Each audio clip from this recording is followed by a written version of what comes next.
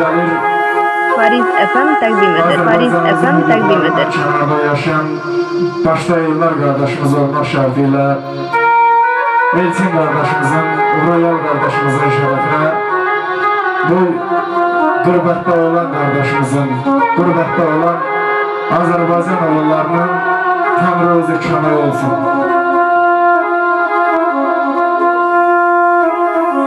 Yox, qızınamıram sana qürbət. Odum hərarətin vətənindədir. Nəyimə lazımdır özgə adəti, mənim öz adətim vətənimdədir. Müsəlmanam, dinim var, imanım var.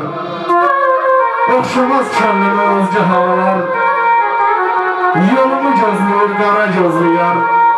Öz bəxtim, qismətim vətənimdədir.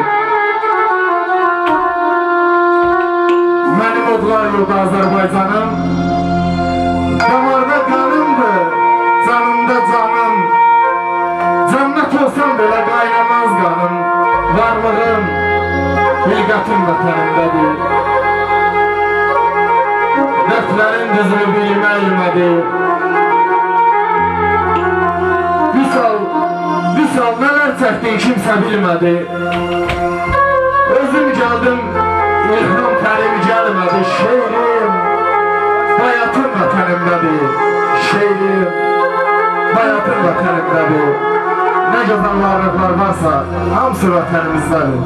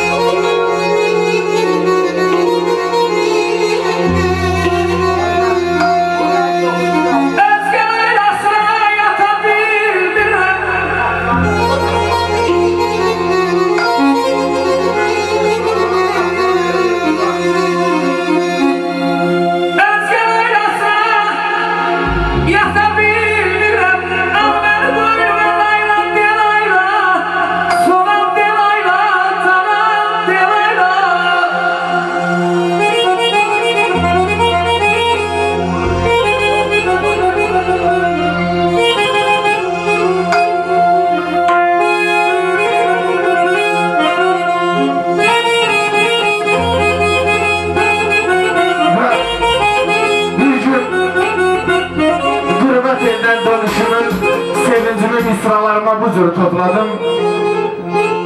Əlvida ey qürbətili, əlvida. Daha vətənimə çıxıb gedirəm. Yoxdur sevincimin həddi, hududu. Sunar təşdurumu, axıb gedirəm. Sorma məndən bu nə karma, bu nə köz. Soruş ki, vətənsiz yaşa bilmədik. Nə qal demə mənə, nə qarşıma çıx. Son görüş, son dəfə baxıb gedirəm. İçimdə söylədim, Azərbaycan deyiləndə. İçimdə ağladım üzüm güləndə. Ay tarih, vətəndə doğacam qan söküləndə. Axşam günəşi tək yaxıb gedirəm. Axşam günəşi tək yaxıb gedirəm.